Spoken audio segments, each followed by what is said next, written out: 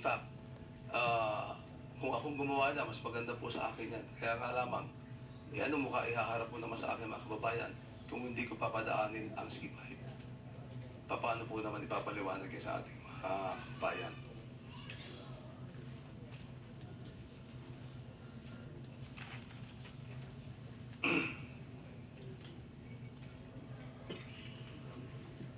Dito po sa mga uulitin ko po, ito C5 ay nakita niyo po sa paliwanag ko. Sasabihin niyo po, bakit mo para simple lang pala? Parang complicated. Hindi po kasi complicated, simple lang po talaga. Kino-complicate lamang po Wala pong complicated dyan. Nililiwanag ko lang po na wala akong ginagawang masama. Wala akong nilalabag na batas. Walang mali sa aking ginagawa. Wala po akong unethical na ginagawa. At tanging hangarin ko lamang, makatulong po sa ating bayan. Ang problema po natin kasi, yung mga nagtatrabaho at gumagawa ng mga mabubuti, mga kalye, ganyan, yan po yung iniimbestigahan. Ang dapat po imbestigahan natin yung mga walang ginagawa. Kung bakit sila walang nagagawa at walang naipapakita sa ating mga kababayan. Ako po hindi naman kumikibo. Hindi po ako naghahanap na away. Napakatagal ko naman rin po tumahimik. Dahil po naniniwala ako na tayo mga nanunungkulan ay dapat naman pong magtrabaho na lang at hindi po puro salita. Malaki po problema ng trapiko. Sa tingin ko, kailangan lutasin po natin yan. Mas marami po mga infrastructure ang kailangan natin. Mas maraming kalye kailangan natin. Kulang po yan. 1946 pa ito. Hanggang ngayon pinipigil pa. Sana pabayaan naman natin matapos na to. 1946 pa. Kaya po ako ay nagmamalaki sa proyektong ito. Sampu na lahat ng mga nanunungkulan doon na tumutulong. Naiinip na po kami rito. Naiinip na ating mga kababayan. Kailangan na rin matapos ito.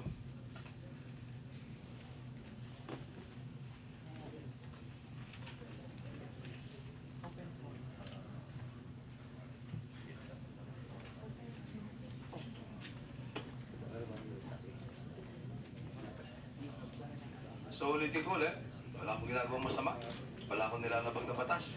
Wala akong nilalabag na konstitusyon. Wala akong ginagawang unethical.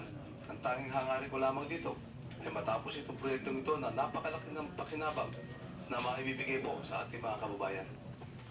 Yun lamang ang issue rito. At nagtataka ka po, pinapahaba ng gusto itong bagay nito. Ako naman ay ang isa nais kong pag-itindihin.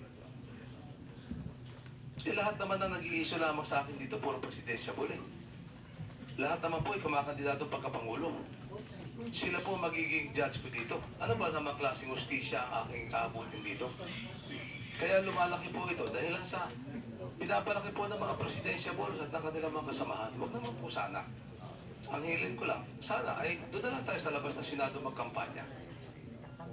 At huwag natin gamitin ang oras ng Senado rito. Saan naman kayo nakakita ng hearing sa isang ethics case ay twice a week?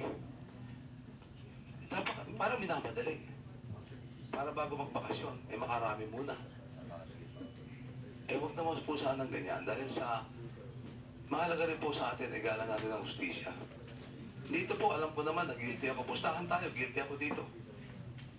Tapos yung mga judge ko rito, nagdeklara na na kanilang posisyon nung nakaraan pa Hindi pa nila napapakinggan itong ating katwiran. Nagdeklara na sila ng kanilang mga posisyon. Ano ba ipag-uusapan natin? Kung ako nga lang, magbotohan ng bukas. At nang natatapos na yan, sapagkat naubos natin ang oras sa Senado. Kaya po, yun lamang aking sasabihin dito. At sana, yung ang aking speech ay nilagay ko po sa Google. Nasa YouTube. Nasa YouTube po yan. At ito, ilalagay rin namin. Para po naman, yung mga hindi nakarinig, magkaroon ng pagkakataong marinig ang ating paliwanag. Para naman matigil na po yung iba nagsasabi na hindi sumasagot. Sagot na po ako ng sagot. Kaya lamang, nagugulat sila at maikli ang aming sagot. Talaga po maikli lang Simple lang po kasi talaga. Walang double entry. Dalawa pong proyekto yan. Walang realignment. Dalawa pong alignment yan. Wala pong overprice dahil zonal value po yan at reasonable naman pala no ako madiscover talaga ang presyo maski na yung zonal value sa tingin ko mababa pa at wala hong illegal na nangyari, walang labag sa batas, walang unethical, walang mali. Ang tanging hangarin po, ang nakinabang lamang po dito pala ay ating bayan. Iyan ang nakinabang dito sa C5. So definite na hindi ka na attend sa Senate Committee of the Whole. Sa palagay mo ba kung ikaw i-attend ka? Pagka ang judges mo, tapos na desisyon. So you would rather... Kaya ako ay gusto ko nang sabihin sa tao, sapagkat ang tao naman nag-alala sa akin. Gusto ko ipaliwanag diretso sa tao to kasi sa tao siguro magkakaroon ako ng hustisya. Dito puro kalaban mo sa pagkapangulo to. Wala akong hustisya makukuha dito. Nakikita niyo naman kung paano pinapaspasan yung mga rules na ganyan na binabaliwala na lahat ng prinsipyo ng hustisya para lamang mamadali ito. Sa tao ko po dinidiretso to at ako po naman ilalagay po namin to sa website natin. Magdi-distribute po kami ng mga pamphlet. Ako po ay pa-i-interview sa mga radyo kung gusto po niyo magtanong. Okay lamang po ito. Gusto ko po dalhin sa tao ito diretso. Hindi po rito sa mga presidential boards. Dahil po naman, tapos na ang desisyon nila. Sir, kung sa tingin yung guilty kayo, what punishment would you expect from them? Hindi ako guilty kasi, kaya hindi ko iniisip yan. Pero sinasabi niyo na parang magiging guilty na yung verdict sa inyo. Ay, hindi naman. Yan naman ay sabihin. Alam mo naman dito sa Senado, pagka ikaw ay pagka nasa mayorya ka, absuelto ka sa ethics. Pagka ikaw nasa minorya, malamang guilty ka. Kaya kasi dito, sa ethics, nakikita niyo naman kung paano voting, majority-minority. So dito, kung ikaw nasa minority, guilty ka. Kagaya ko, lahat ng bumoboto sa akin, minority. Sa majority naman galing lahat ng bumoboto laban sa akin. So, ang botohan dito ay political. Wala po itong kinalaman sa hustisya. Walang kinalaman po sa tama. Ito po ay political.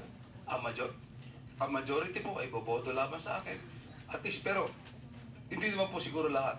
Meron din pong mga may konsyensya ron sa mayorya na palagay ko naman makikita po nila yung hustisya dito. Pero yung minorya, kaya po ito political. Hindi po ito kung ano yung tama o mali. Pero what about yung charges po nila na hindi daw kayo nag-divest ng mag-asawa sa mga hindi po kailangan mag-divest under our law. Hindi po kailangan ng isang legislator na mag-divest. Iba po ang rule dyan. Yan po ay covered ng sa ano po yan, sa executive department ka, kailangan ka mag-divest. Pero pag sa pag-legislator ka, kailangan lamang ay sasabihin mo kung kailangan lang may full disclosure kung may conflict of interest ka. Pwede mo sabihin. Pero dito sinasabi ko nga kayo na wala akong nakikita conflict dito dahil makikinabang naman dito ay ang taong bayan. Sir, chinek ka na ba dun sa mga properties mo kung talagang may na-receive na ganong amount? Ano sa sinasabi? Well, alam mo, hindi illegal ang magbayaran ng right of way. As sabi ko nga kanina, sa ating konstitusyon, wala kang choice pagka ang gobyerno ay kinuha ang property mo. Kaya lang, pag kinuha naman ang property mo, base sa zonal value yan, obligado naman silang bayaran ka. At doon sa 1.2 billion, talagang nakita ko kayo na wala naman kami natanggap doon. Pero ayoko sabihin kasi na parang pagbenta ng gagabali. Sinasabi ko na kasi po, ang batas natin, pagka kinuha yung lupa mo, babayaran ka talaga.